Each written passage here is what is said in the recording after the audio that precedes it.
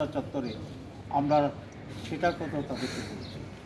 আর সর্বশেষ এই মহা গণবিপ্লব, সকল শ্রেণীর মানুষের যে বিপ্লব, ছাত্র জনতার যে বিপ্লব, এই বিপ্লবকে ব্যর্থ করার জন্য যে নির্বিচারে তারা হত্যাকাণ্ড চালিয়েছিল, হেলিকপ্টার থেকে গুলি করা হয়েছে, মনে হয় যেন একটি বিদেশি শক্তির সাথে লড়াই হচ্ছে, নিজ জনগণের উপরে এরকম হত্যাকাণ্ড, যে এটা নজিরবিহীন সারা দুনিয়াতে। এবং সেখানে 1.5 বছরের শিশু থেকে শুরু করে বৃদ্ধ পর্যন্ত গুলিবিদ্ধ হয়ে হত্যার শিকার হয়েছে। এটাকে আমরা বলেছি এটা জেনোসাইড, গণহত্যা। এটাকে জেনোসাইড হিসেবেই টেক আপ করে যেন সুস্থ বিচার হয় সেই ব্যবস্থা গ্রহণ করা,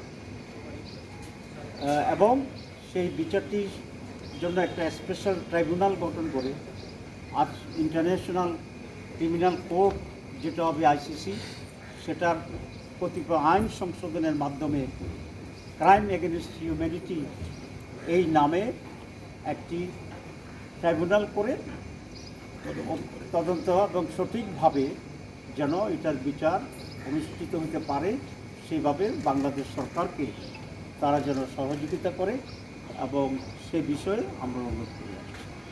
তারা দুঃখ প্রকাশ করেছে সমস্ত হত্যাকাণ্ডের জন্যে এবং বলেছেন যে আমরা এটা বোঝার জন্য আসছি। আমরা বিভিন্ন গ্রুপের সাথে, পলিটিক্যাল পার্টিদের সাথে আমরা আলোচনা করছি। আমরা এই ফ্যাক্টস নিয়েই আমরা ফিরে যাব এবং এটার ভিত্তিতে মৌলিকভাবে বিচার কার্যের সহযোগিতা করার জন্য, প্রয়োজনীয় আইন সংশোধন করার জন্য যে এক্সপার্ট তারা আসবেন এবং তারা বাংলাদেশ সরকারকে সর্বতভাবে সহযোগিতা করবেন। এই হচ্ছে আজকে মূল আলোচনার জিস্ট। আপনাদের সকলকে ধন্যবাদ। ওরা আগামী মাসেই মূল টিমটি আসবে এবং এসে টেকনিক্যাল বিষয়গুলোতে সরকারের সাথে মত বিনিময় করবে এবং ইনকোয়ারি কার্যক্রম শুরু হবে। এবং তারা তো মূলত বাংলাদেশ সরকারকে হেল্প করবে, তো তারা বলেছে, আমরা বলেছি অ্যাজ সুন অ্যাজ পসিবল।